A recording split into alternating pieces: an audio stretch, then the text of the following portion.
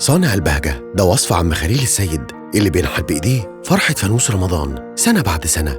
لما بدأ في ورشته تقطيع الصاج وخرطته، كان فريق الرعاية المنزلية في 57 بيبدأ رحلة لعلاج المرضى في بيوتهم، تخفف عليهم وتساعدهم، وكمان نعلي كفاءة المستشفى ونعالج عيانين أكتر. في نفس اللحظة بدأت طلبة شهادة الMBA اللي بتشارك فيها الأكاديمية العربية مستشفى 57 أول محاضراتهم اللي بيتعلموا فيها إزاي بيغيروا المنظومة الصحية. في الوقت ده كان مجلس إدارة نادي القرن النادي الأهلي بيزوروا المستشفى وبيوقعوا بروتوكول تعاون مع 57، وبيكملوا تاريخ من قيم النادي النبيلة، وبيبنوا لأولاد مصر مبنى جديد بيحمل اسم النادي في توسعات 57.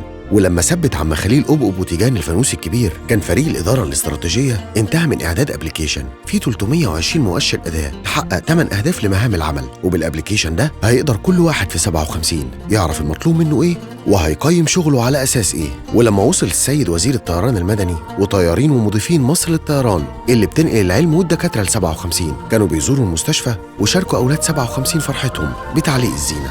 كان عم خليل وصل بفانوس 57 اللي بيهديه كل سنة للمستشفى من 7 سنين، واللي بيتمنى يشوف اليوم اللي هيهدي فانوس جديد لتوسعات 57 الجديدة اللي بدأ العمل بيها. الفرحة والبهجة ولمة المصريين حوالينا أهم دواء بنعالج بيه ولادنا في 57. مؤسسة مستشفى 57 مصر لعلاج سرطان الأطفال بالمجان، رحلة علم هدفها الحياة.